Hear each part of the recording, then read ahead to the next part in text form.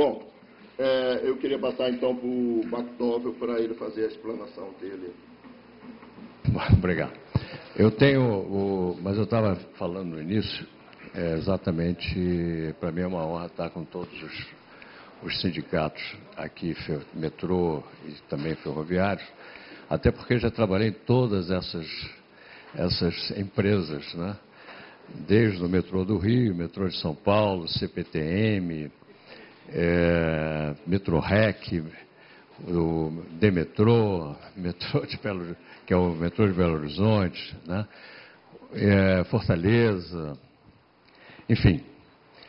Eu tenho uma dedicação há muitos anos, né, com a área metro-ferroviária. E também com os portos, etc., na área de transportes, né? É o que eu faço e vivo, né, e continuo estudando. E sempre aprendendo, evidentemente. O que eu estou trazendo hoje aqui é uma preocupação, e para que a gente possa, quando começar a dizer que o BRT é campeão em curta distância, etc., que é o melhor sistema, né? Eu acho que o metrô do Rio tem aí 30 e poucos anos, né? E não atropelou ninguém, não matou ninguém, né? A menos de suicídio, mas suicídio aí já não é um problema de um erro, né, do trem, né? Mas o BRT do Rio de Janeiro, em 3 meses, matou 8 pessoas, porque 5 foram na Barra, então deu Ibope, 3 Campo Grande e Santa Cruz não conta. Então, eu tenho uma preocupação de mostrar tecnicamente alguns argumentos importantes que acho que nós temos que começar todos a falar mais ou menos a mesma linguagem. Dizer que o BRT vai transportar 300 mil pessoas, vai transportar 50 mil pessoas por hora e que é mais do que o metrô, é uma estupidez que não tem... Né? Então, vamos diferenciar aqui as coisas para que a gente possa começar a bater nisso aí de uma forma mais concreta, né? Bom, qualquer sistema de transporte, eu costumo sempre dizer isso, ele tem que satisfazer a 3 grandes grupos: o social, o econômico, o ambiental e o urbanístico. O equilíbrio técnico, o segundo é o equilíbrio técnico operacional e o terceiro é o financeiro. Lamentavelmente, eu aprendi que quando o transporte de massa é deficitário, o pessoal acaba não fazendo mais investimento nele e acaba por passar para a iniciativa privada. As variáveis conflitantes, né, se por um lado a abrangência social do sistema de transporte é tanto maior quanto menor o valor da tarifa, tempo de acessibilidade, viagem, headway, de trens, regularidade do headway, que é fundamental, tempo de espera na plataforma, nível de conforto na estação e dentro do interior do trem, para não criar o sistema de transporte não pode ser um indutor de custo social, senão um paradoxo. Nós não podemos transportar 11, 12, 13 pessoas por metro quadrado no metrô, porque quando é na concessão, quem ganha só isso é a concessionária, na taxa interna de retorno. Só ela que ninguém. Então, nós não podemos deixar que isso ocorra, de fazer do sistema de transporte um indutor de custo social. E nós vamos ver aqui depois, nessa apresentação, aquilo que eu falo, né? Eu tenho os investimentos e o déficit da companhia, essa por sua vez, na prática, paradoxalmente, né, evita as expansões do metrô. São Paulo sofreu um pouco isso aqui, o metrô do Rio sofreu muito mais esse problema. A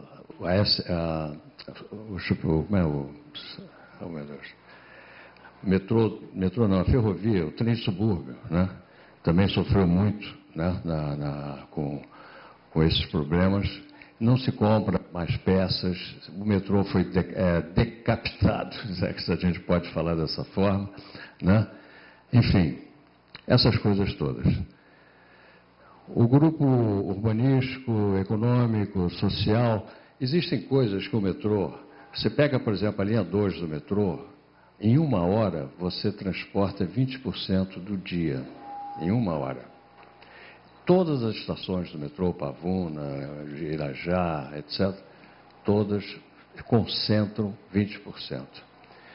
Isso é um desastre para o metrô, porque vai o déficit e amplia os custos operacionais, etc, etc. Você tem que comprar tudo para depois ficar ocioso. É o problema da supervia, vamos falar supervia que fica mais fácil, toda a supervia ali com altíssima concentração. O que falta nisso? É o problema do urbanismo. É você colocar shoppings. O shopping baixa 20% para 8%. Além de dar um emprego, você baixa essa concentração. Como é o caso, por exemplo, da Del Castillo. A estação Del Castillo nossa não transportava quase ninguém. E tinham 20% também de concentração. Com o shopping lá, passou para 8%. E ampliou. Então, é aí que eu falo que o equilíbrio tem que ter o urbanismo no processo. Você estabelecer uma legislação do uso do solo adequada. O prefeito tem na mão a caneta. Ele pode perfeitamente fazer esse tipo de coisa, mas com inteligência. Aquilo que vai gerar de viagens seja compatível com o sistema de transporte. Esse é o grande erro. Por que a linha 1 do metrô é um sucesso, etc.? Dá para se ganhar dinheiro no metrô pela iniciativa privada e tudo mais? Porque ela é mais achatada ao pico do que é na linha 2 do metrô. É só isso. Agora, isso é a mesma coisa lá no metrô de São Paulo, Norte-Sul e a Leste-Oeste, né? Que é uma alta concentração na linha Leste-Oeste em relação ao que ocorre na outra, na linha Norte-Sul. Bom, esse problema ambiental é outro, porque o BRT, por exemplo, ele podia ter sido feito mais inteligentemente, ele podia ter sido feito com ônibus híbrido e não com ônibus a diesel. É um contrassenso você fazer com ônibus a diesel. E mais, com gás natural comprimido, você poderia fazer. Mas não, o negócio foi feito com diesel. E tem mais, o Brasil é um dos maiores produtores de ônibus híbrido. Não consegue vender um dentro do Rio, dentro do Brasil. É tudo exportado. É lá em São Paulo. Tem que exportar os ônibus híbridos, né? Bom, uma rede ferroviária fantástica, né, que nós temos aí no subúrbio, segundo as estatísticas, segundo os dados aí oficiais, 275 quilômetros de linha, 99 estações. Nós éramos para estar dando um show de bola no Rio de Janeiro, né? E, no caso do metrô, nós fizemos 5 estações descentralizadas. Quer dizer, fazer uma integração descentralizada.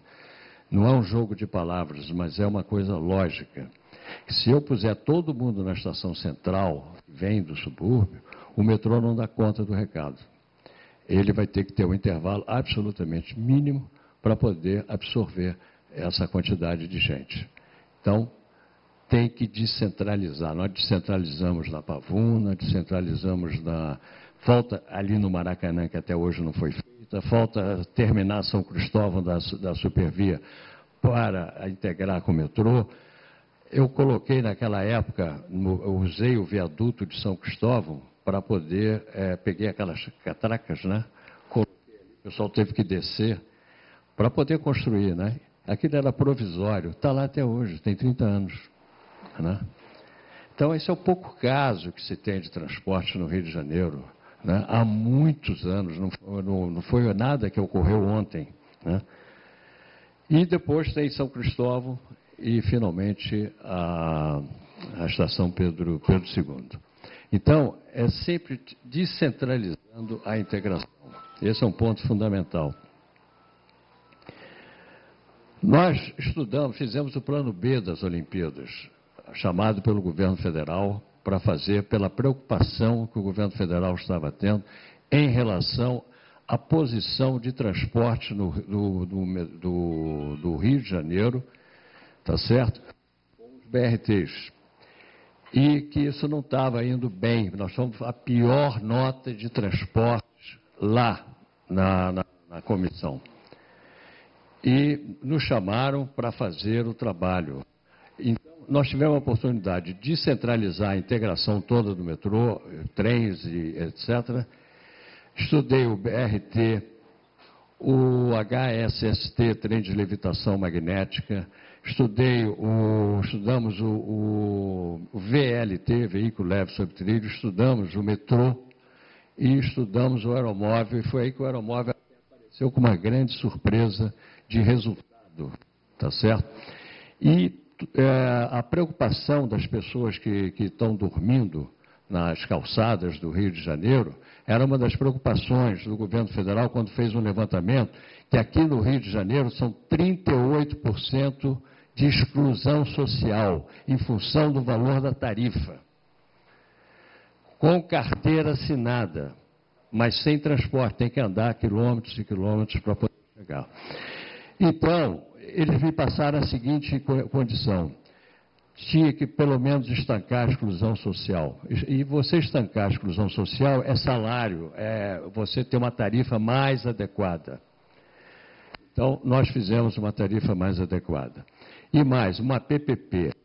PPP, vamos deixar claro aqui, é uma ótima jogada para todo mundo, eu acho. Mas não é da forma como está acontecendo. A PPP é o governo entrar com dinheiro durante a implantação da construção e a iniciativa privada com uma parte desse recurso. O governo federal, o público qualquer, ele sai, porque ele já investiu, e ali para frente a iniciativa privada não tem subsídio e vai direto e tem que ter uma tarifa adequada. Agora, você só faz isso quando você tem a engenharia financeira. A própria Rede Globo, uma vez me perguntando, McDowell, o que é um desequilíbrio econômico financeiro de um contrato? Eu falei, tá bom, eu tenho lá e eu mostro o que é. Então, uma engenharia financeira, eu fiz isso no Rio Grande do Sul, fui chamado lá pelo Olívio Dutra para poder resolver os problemas lá no Rio Grande do Sul, foi tudo resolvido, tá certo? Fiz lá para o próprio Jaime Lerner, como governador, lá no Paraná, em que pese nós dois ser contra o BRT, como as coisas estão sendo feitas, resolvi também o problema dele lá, e que deu até livro em São Paulo, tem um livro em São Paulo sobre esse trabalho. Então, o que eu estou querendo colocar é que o pessoal está confundindo isso. Está todo mundo pedindo subsídio. A iniciativa privada ela tem que ser responsável pela demanda. Como eu fiz lá, eu não estou falando de coisas teóricas aqui, não. Lá no Rio Grande do Sul, as empresas concessionárias queriam que garantisse os passageiros, os carros, né, os pedágios, a quantidade de carros. Eu não deixei, não. E foi até o final e aprovei tudo sem isso. A responsabilidade é deles. Eu fiz as concessões aqui da Via Lagos, ela é cara, mas ela tem alternativa. E é 100% a iniciativa privada. Agora, construção em 18 meses. E na audiência pública, eu falei para a população toda que estava lá, ou você cobra esse valor, é o limite que eu posso cobrar, ou não tem, posso fazer isto com tarifa mais baixa, mas daqui a 4 anos. Esse é o detalhe. Você tendo uma engenharia financeira, quando eu sentei com o pessoal da Globo, mostrei claramente como é que se fazia o cálculo. Essa transparência é que tem que ter, o que eu não vejo. Como é que se determina uma tarifa de ônibus aqui? Cadê a engenharia financeira da tarifa de ônibus? Cadê a engenharia financeira das concessões? Ali é que você vai ver como eu também fui contra o plano 2 da presidente Dilma. não é no sentido de crítica, não, mas tentei mostrar, inclusive no Tribunal de Contas da União, o erro que ia se cometer. Fiz um trabalho, entreguei, ele está lá, o trabalho, e agora eu ponho dentro do meu trabalho a própria declaração da presidente Dilma, que reconheceu que estava errado e teria que fazer outro. Por quê? O que aconteceu aqui na concessão? Ninguém fez obra nenhuma aqui da BR-101, lá para Campos, etc. E, no entanto, ali a Via Lagos, em 18 meses, saiu, ficou pronta, enquanto que a Amaral Peixoto está há 12 anos sendo feita. Então, essas coisas, a gente tem que saber que isso está acontecendo e tem solução. Agora, as engenharias financeiras que eu fiz lá, o Beto Albuquerque, que hoje é secretário, inclusive, do Tarso Genro, ele sentou comigo lá para entender a engenharia financeira, porque nós temos que sair do campo do discurso e ir sentar e entender, não precisa ficar calculando, em absoluto. Então, eu bolei a maneira de fazer, isso eu coloquei nos computadores das pessoas, a pessoa leiga senta ali, olha aqui, se eu tirar o imposto, o que vai acontecer com o valor da tarifa? Vai lá e põe, tarifa baixa não sei quanto. E se aumentar? E se? Quando você faz uma coisa bem feita, como é o caso de Nova Iguaçu, que está lá, vai ter uma linha de Santa Rita que ele vai começar com uma determinada tarifa e quando atingir um determinado nível de passageiros, passa a ter um outro investimento por parte da concessionária, não do governo, nem um subsídio sequer, sem mudar a tarifa. Isso é matemático. Se a gente fugir da matemática, é isso que a gente está assistindo aí. Quando nós, lá na linha vermelha, na Via Lagos, eu tinha pedido 26 milhões de reais como, vamos dizer assim, outorga mínima. Aí chegaram lá para mim, as empreiteiras todas exigiram dinheiro do Estado, porque só entrariam se o Estado desse. Eu cheguei a colocar o cargo, meu cargo lá na época, porque eu também não tinha pedido para ir, eu estava fazendo concessão na China, e fiz as concessões na China, na província de Guangdong, né? E ali perto de Hong Kong. Então, eu fui nomeado. E eu cheguei aqui, já podia até receber salário. Aí pedi para fazer o descontrato, né, obviamente, o decreto, para poder tocar o negócio para frente. Eu estou colocando isso porque para você chegar a um denominador comum nesse processo, não há outra forma a não ser pela engenharia financeira. E as pessoas passam a ver, qualquer um. Não precisa ser um expert em matemática, nada disso. E eu treinei todas as equipes por onde eu passei. Lá do pessoal do DAER, do Rio Grande do Sul, né? E todo mundo. Então, eu ia falar um negócio, acabei esquecendo de tanta coisa que tem. Mas é só para mostrar a vocês que a concessão, o APPP não é o palavrão que se imagina, não é. Agora, se você tiver que fazer todos os investimentos no início, aí a tarifa é alta. Então, quando nós fizemos lá, eu pedia 26 milhões e eu falei com o Marco Aurélio, que na época era o secretário, ele falou assim, eu falei, não, pode deixar que vai ter empresa que vai apresentar, está aí Andrade, tem Camargo, tem todo mundo aí, né? Eles vão apresentar. Aí ele veio para mim e disse, não vão apresentar. Eu falei, não, tiveram comigo, falaram que vão apresentar, todo mundo vai apresentar, porque ganha quem tiver ideia maior outorga para o Estado, né? Então, aí ele falou assim, não, eu estou aqui com eles estão dizendo que não, estão pedindo recurso para fazer. Aí chamei um deles no telefone, falei, disse, olha, se vocês não quiserem entrar, não entra. Agora, passa aí passa para o filho do governador, né? Eu falei, vamos fazer o seguinte, eu vou fazer essa concessão. Agora, se não aparecer ninguém, eu te dou minha palavra que eu fico na minha sala, você chama a imprensa, me demita publicamente e diz que eu induzi vocês a um erro. Ninguém vai fazer isso. Não, mas tem que fazer. Eu acho que esse troço tem que ser feito. Tá certo? Os argentinos procuraram, evidentemente, eu olhei os argentinos, tá? O resultado, deram 64 milhões para poder ter a Via Lagos. E os argentinos quase levaram o sistema. Então, você não tem esse negócio, aqui mesma coisa nesse BRT, é tudo assim. Não pode ser dessa forma. Você tem que sentar. Qual é o problema dos argentinos virem fazer aqui? Qual é o problema dos uruguaios virem fazer aqui? Nenhum. Em 2 minutos o troço muda. Porque eles não conseguem, obviamente, segurar os outros que estão vindo. Né? E, até, afinal de contas, todo mundo aqui é sul-americano, não tem problema nenhum, na minha opinião. Né? Mas foram graças aos argentinos, tiraram o segundo lugar. Por pouco eles não levaram o coisa. Depois tentaram parar os 90 milhões, iam parar lá, queriam voltar para o Estado, né? E eu também, mais uma vez, não deixei. Né? Por que eu não deixei? Não deixei porque não era o caminho mais adequado. Se você não vai pagar mais a outorga, eu falei, chama o segundo colocado, que são os argentinos. Pronto. Porque aí, então as coisas têm que ser nessa base. Agora, o que eu vejo é que o negócio não anda solto.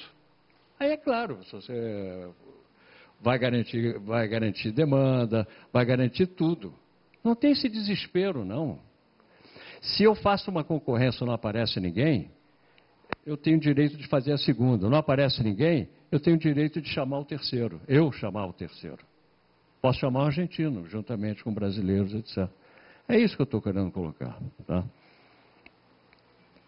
Bom, aí a perimetral, né, a importância da perimetral, que faria até com HSST, se fosse o caso. Enfim, foram feitos todos os estudos. Bom, agora vamos conversar um pouco o seguinte. O Brasil não está utilizando, tem vários corredores que não são próprios para metrô, né? Nem são próprios para BRT. Ou, em outras palavras, eu não sou contra nem a favor do BRT. Eu sou contra você colocar o sistema de BRT num local que ele é de metrô, pô. Tá certo? Ele nasce morto. É jogar dinheiro fora, como é o caso do T5, né? T5 é a linha 3 do metrô. Né? Bom, então, você tem 2 grandes sistemas de transporte, grandes entre aspas. Um de menor capacidade, que não são os 50 mil que é falado aí, que é uma brincadeira, e o metrô com os 2 sistemas de ponta aí. Um pode chegar a 70 mil, como São Paulo chega, e o outro, vocês vão ver aí, quanto chega. Né? Bom, aí o nosso VLT, Veículo Leve sobre Trilho, que podia estar sendo utilizado em vários lugares aqui, estão apodrecendo lá. Né? Onde é que está, William? Quer dizer, é o fim da picada. Né? Nós fizemos esse carro, pode ter aí, podem pensar do que quiser, do presidente Gás, etc., mas na época, o legado que ia ser deixado para o Rio de Janeiro pela fusão era só a linha 1. Eu consegui, na época, que não estava previsto, fazer a linha 2 do metrô. Quer dizer, levar o metrô até a Pavuna, com um sistema mais soft, mais barato, fazendo a distribuição de renda, porque saía muito mais barato para o metrô deixar as pessoas entrarem para poder visitar, o cara sair de Irajá, dar um pulinho não sei aonde ali, não era nenhum favor, era até um favor para o metrô não ter o déficit.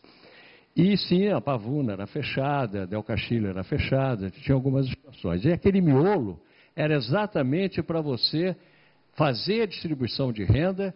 E aí, sim, quando a demanda fosse chegando a um determinado valor, você fechava a estação.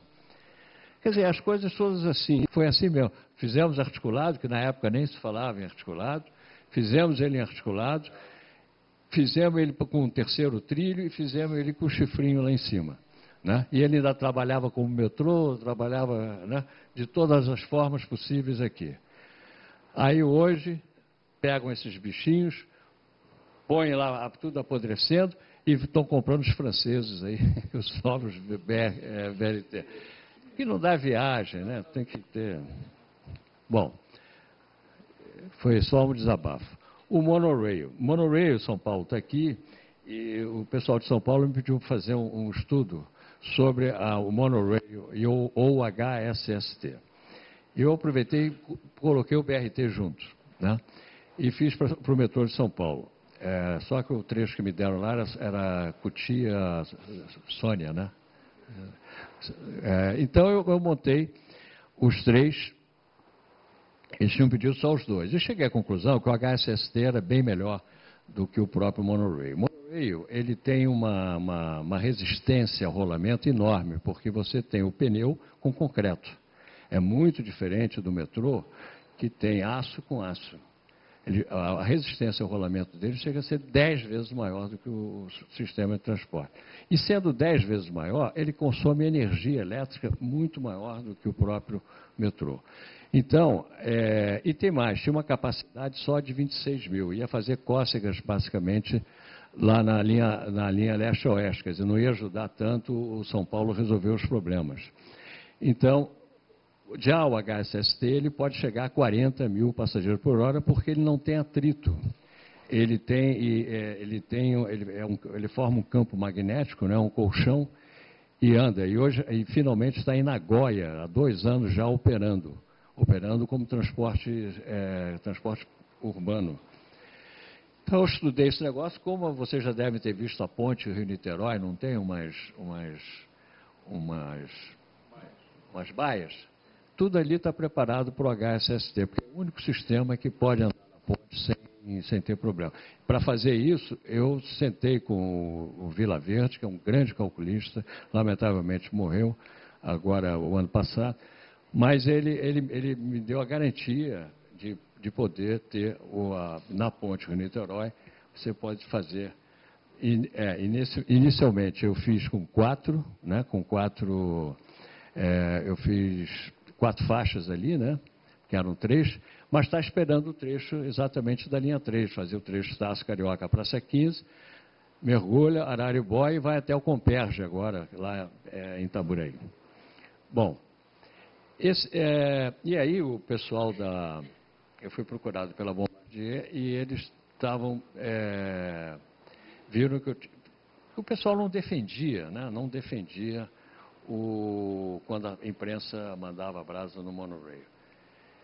E aí eles vieram falar comigo, fizemos aqui uma reunião no MAN, um almoço, e eles me disseram o seguinte, olha, descobrimos que você tinha um relatório lá no metrô de São Paulo, e esse relatório, os técnicos basicamente estavam ok com ele, e não estavam defendendo o monotrilho.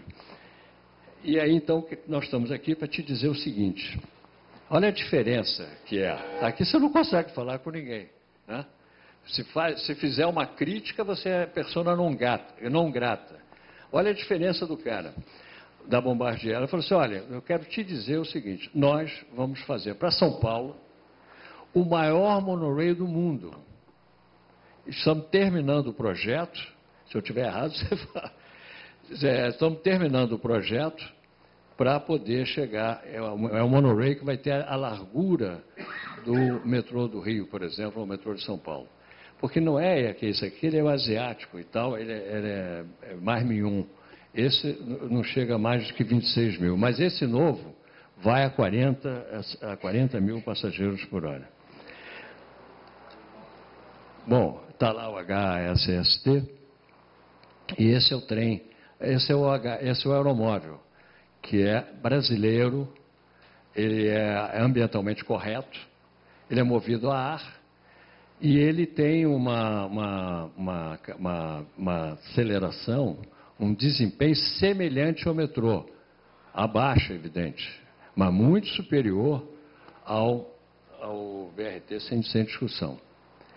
E esse desenho aí, esse designer que foi para a ONU, inclusive, está na revista da ONU, foi feito por um técnico que trabalha conosco, um designer, que é o Ado Azevedo, gaúcho, né? E como o Molon levou o trabalho que nós fizemos para a presidente Dilma, na época, né? E disse que levava e levou mesmo. Aí, o que aconteceu? Eu recebi um telefonema do Palácio Planalto e disse, olha, você vai ter uma surpresa boa, que então estão fazendo o primeiro aeromóvel no Rio Grande do Sul, né? O governo federal está fazendo, integrado ao Transurb de Porto Alegre.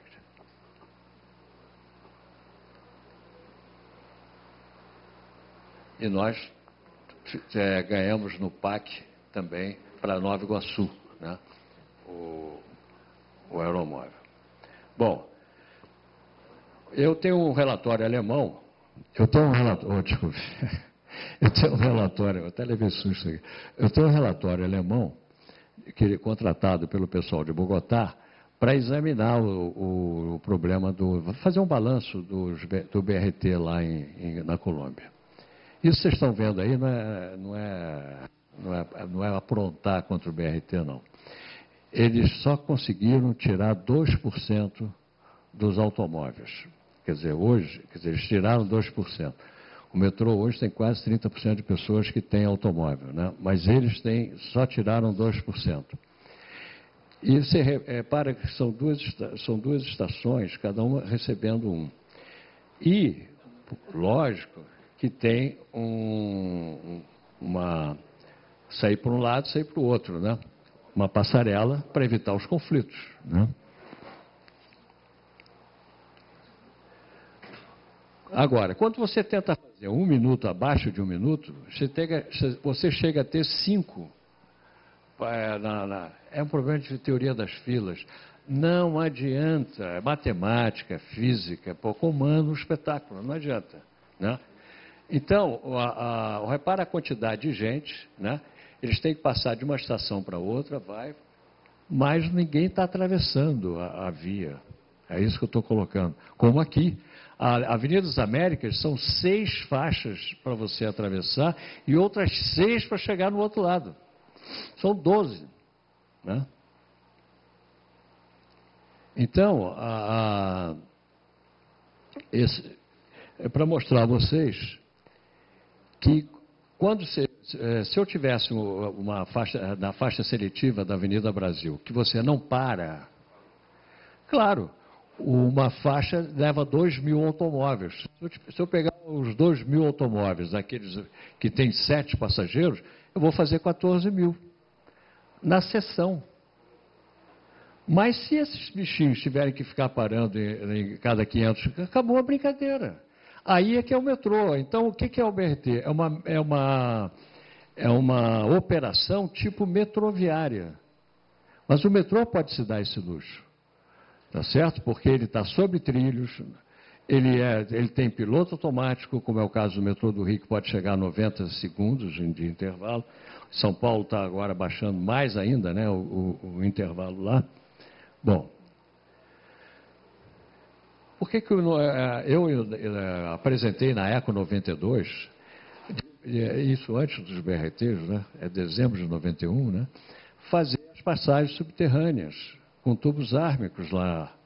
E cada grande condomínio ou extras da vida, supermercado, fazem toda a parte de como é que chama? De segurança, para tomar conta, né? Eu fiz 6 lá, a única que ficou mesmo feita foi a Barra Shopping. Fora aí, que não tinha também.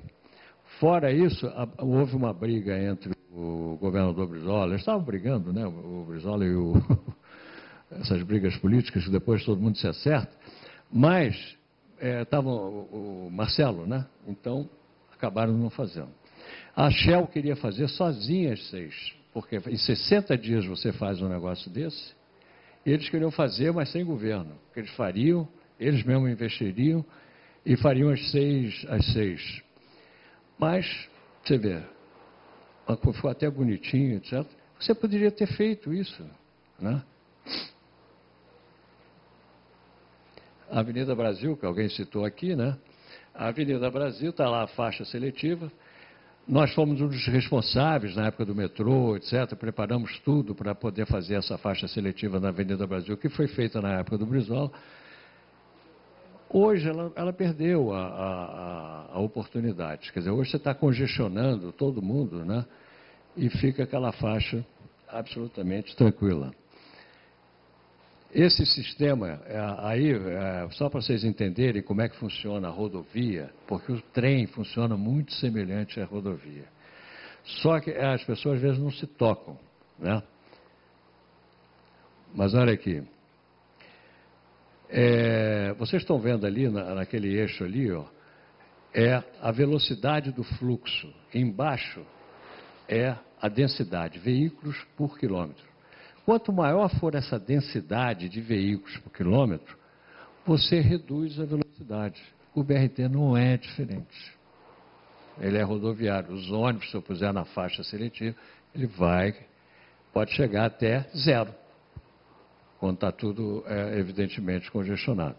Então, existem limites físicos, tá?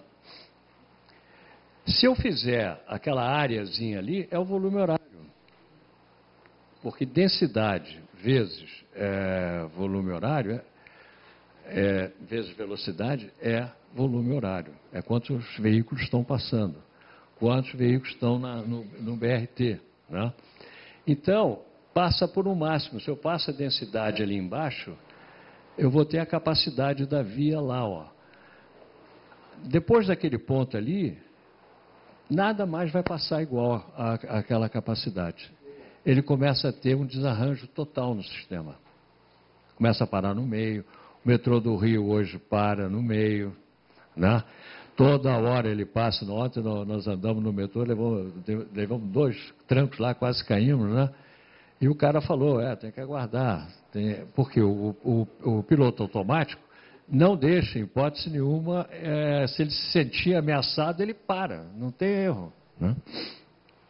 Bom, se eu fizer um desenho e puser velocidade e o volume horário correspondente, vocês vão ver que, à medida que o volume horário vai aumentando, a velocidade vai caindo até chegar àquele ponto lá. É a capacidade do sistema. Desceu, é o congestionamento. E vai até o zero. Volta lá. O que dificulta os entendimentos das pessoas sobre isso?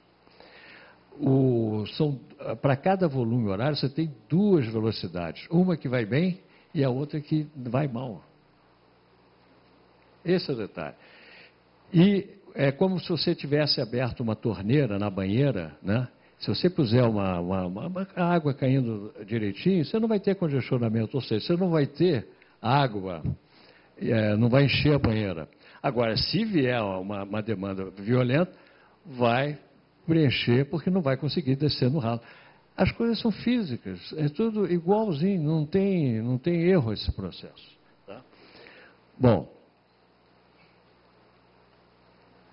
e o desvio padrão das velocidades tende a zero. É aquele lance que você está no Rebouças, né? Quantas vezes vocês já passaram no Rebouças e de repente está todo mundo devagar, mas indo, né? Aí você olha para o lado, pode até conversar com o cara, sabe quem é que está dirigindo, pode fazer isso tudo. Mas de repente para tudo. E aí começa a andar outra vez, você fala, pô, mas não tem nada. Né? Você está aquele retorno Isso é que dificulta a matemática das pessoas poderem entender o problema do BRT. Tá?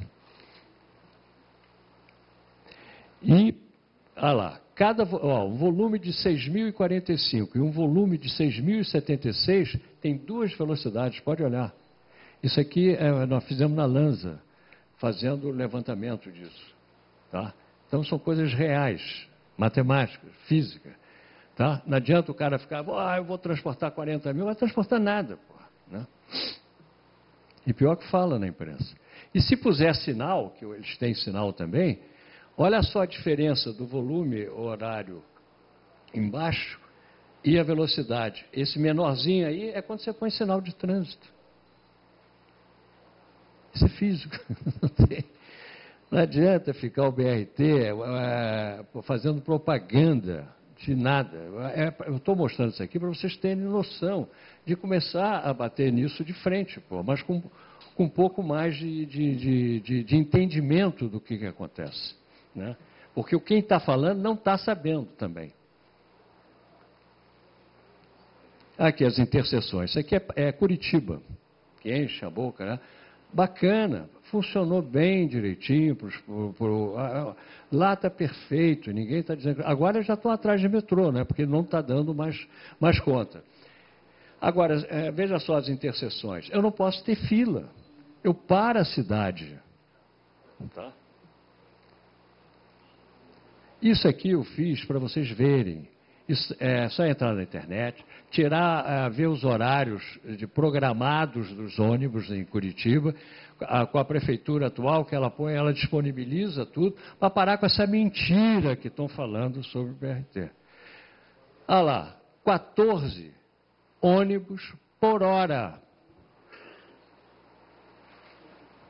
Não são 300 ônibus por hora parando em estação, isso não existe, cara. Está aí, ó. Eu vou deixar isso aí, depois o Clube de Engenharia faz chegar à mão de vocês. Não tem problema nenhum. É para poder entender. Olha lá, o headway ali, o menor headway é 4,3 minutos. Porque se eles reduzirem isso, vai dar fila. E o nosso aqui tem duas vagas só, né, na estação. Então você tem que ter 99% de probabilidade de não ter o terceiro ônibus. Se o metrô tem um negócio desse, vai parar todo ele.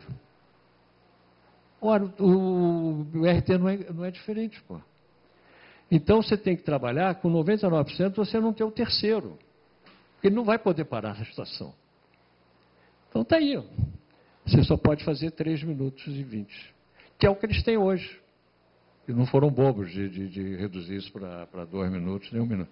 Eu estou colocando isso, acho que isso vale a pena entenderem, para que a gente não seja embromado. Não precisa fazer cálculos nem nada, mas eu já fiz os cálculos. Então, é para poder ter condições de ter argumentação para discussão em qualquer outro lugar, e não simplesmente ficar um xingando o outro, que não vai resolver nada. Tá? Bom, aquele ônibus lá que é articulado, 4 portas, tem 1,10 m. O metrô do Rio tem 1,90 m. E a porta é tudo para entrada e saída. Quando bidirecional é um desastre, unidirecional é melhor, né? E as estaçõezinhas são mínimas. Vê as estações do metrô, são 6 carros, tem 8 carros no caso da linha 2, né? E você transporta sempre 4 pessoas por metro quadrado, 120. Você pode ficar nessa situação 25 minutos, as pessoas podem ficar. Se você tem 6 passageiros por metro quadrado, as pessoas só podem ficar nessa situação 2 minutos. Passou disso, várias vão sentir mal. Você pode não sentir mal de nada, mas as pessoas que estão no entorno vão sentir mal. Isso foi feito todo pelo Instituto Battelle, em Zurique, que é um instituto americano, em função exatamente de que para evitar o estresse, evitar uma série de coisas que vai tudo para a rede pública de saúde.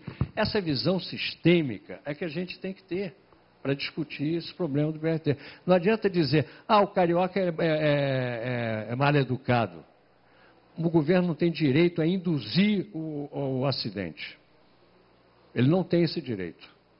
Ele tem o direito, sim, de proteger. É igual como se a gente fizesse aqui a estação da Central e tivesse todo mundo do metrô ter que passar a Avenida Presidente Vargas. Agora, o que você vai gastar com isso? 22, 26 milhões? Para quem gastou 1 bilhão e 200 milhões para poder fazer aquilo lá? O metrô do Rio com 1,90 m, né? Aí está aqueles biarticulados lá, essa zorra que a gente conhece, na Presidente Vargas, né? Agora só tem um detalhe, a tarifa é a mesma.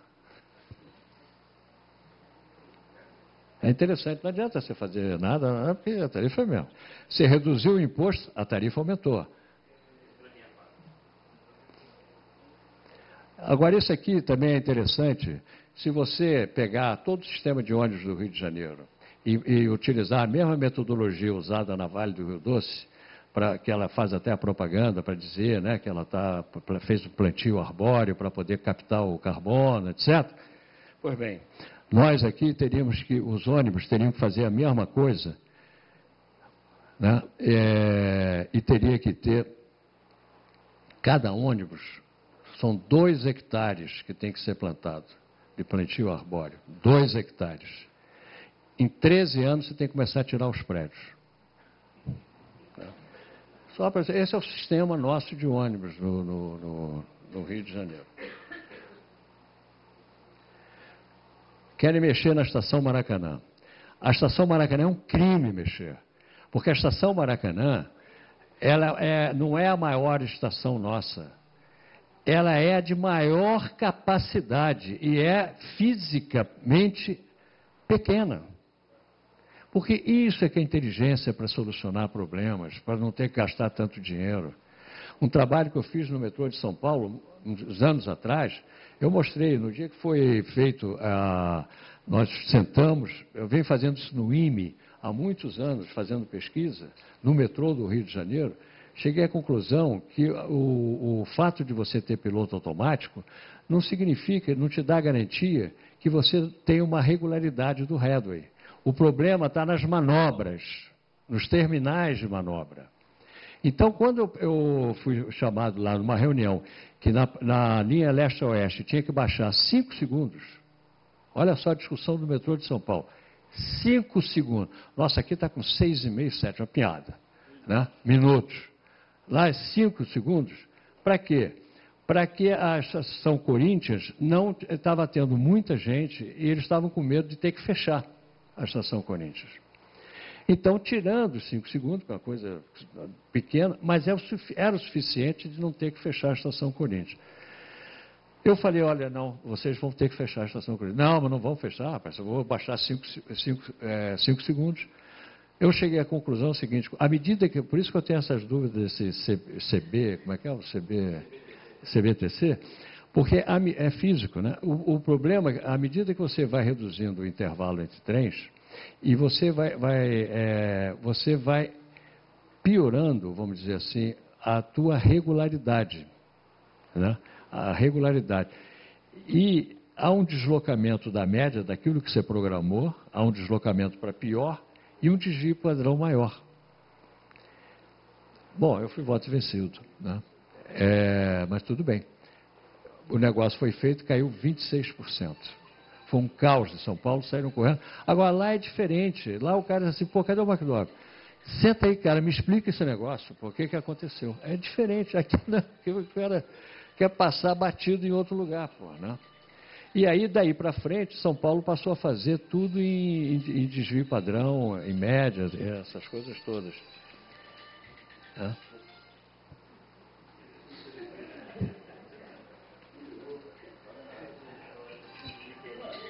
Peraí, vamos ver aqui, ó.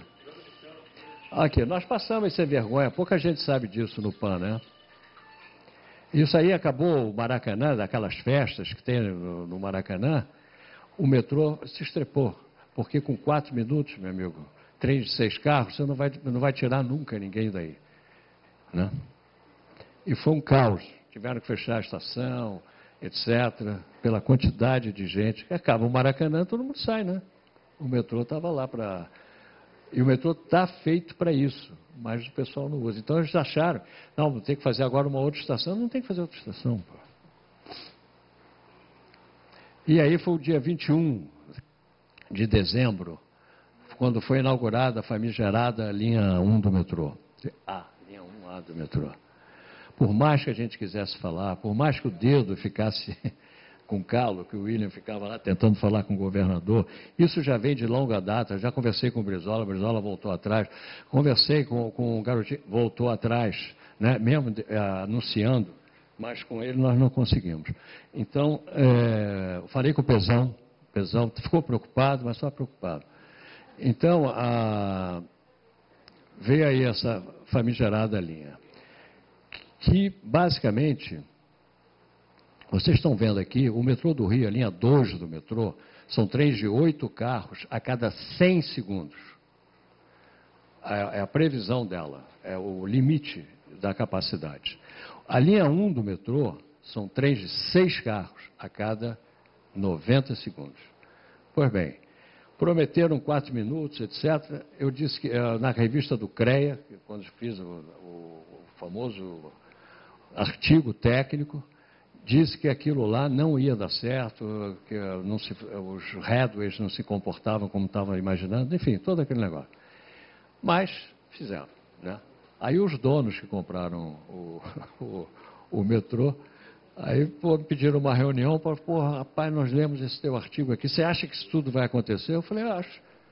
E vai, e está aí acontecendo, não tem outra saída. E quantas vezes eu já falei isso aqui, quem foi em Botafogo pegar o trem, né, passam 2 para Sãs Penha e o terceiro lá para Pavuna, ou ao contrário, né? Por quê? Porque há os intervalos. Aí, você vê a diferença do negócio. Eles congelaram o metrô, né? Congelaram o metrô com a Pavuna, a linha 2 inteira com 4 minutos e a linha 1 nas extremidades também com 4 minutos. Com isso, reduziu a capacidade do metrô de uma forma violentíssima, né? E pior, a linha 1 ficou com trens de 6 carros, ou perdão, de 5 carros ao invés de 6. Quer dizer, ainda piorou mais ainda. Né? Nesse Y que houve aí, pelo menos, como nós fizemos, que é tudo cruzado por baixo. Então, tudo bem. Mas na linha 4 que querem fazer aí, vai ter passagem X em nível. É uma loucura. Esse Y nunca deu certo aqui. Disseram que o metrô de São Paulo que tinha dado consultoria para isso. Eu fui em cima do metrô de São Paulo, eu e o William fui fazer uma conferência lá, né? E o pessoal garantiu que ninguém concordava com isso. Né? E aí vocês estão vendo a diferença entre um sistema e outro, né? A capacidade feita com o próprio carregamento que existe. Então, o metrô do Rio, ele pode chegar a 6 passageiros por metro quadrado, ele poderia chegar a 1,5 milhão de pessoas, né? Com 6, ou 1,1 milhão com 4 pessoas por metro quadrado. E esse sistema que está aí, vai poder chegar a 281, quer dizer, dá 400 mil, que é o que ele tem hoje, e o outro lá, né, com 6, vai só somar 391 com 196, uns 500 mil. Aí você vai dizer, mas o cara já chegou aos 500 mil. Ele está com 8 passageiros. O metrô do Rio está com 10 passageiros por metro quadrado. Né? Então, o que faz? Tira banco e amplia. Aí as portas sentem. O vão de 1,90 m, ele flete. Flete, ninguém não fecha a porta. Então, tem que tirar as pessoas. No nosso caso, do trem do metrô, quando você empurra, nós fizemos pneumático. O cara falou, o nosso é elétrico, né? Encheu a boca. Na época nós não fizemos elétrico, porque o elétrico só tinha força de 13,6 quilos por centímetro quadrado em cada uma, para fechar. E como nós tínhamos o maior vão do mundo, a gente tinha conhecimento da flecha. Então fizemos 100 kg força de cada lado e foi com pneumático. Então você pode tirar a mão assim, não tem problema, você só não tira a mão se você quiser tirar dessa forma, né? Aí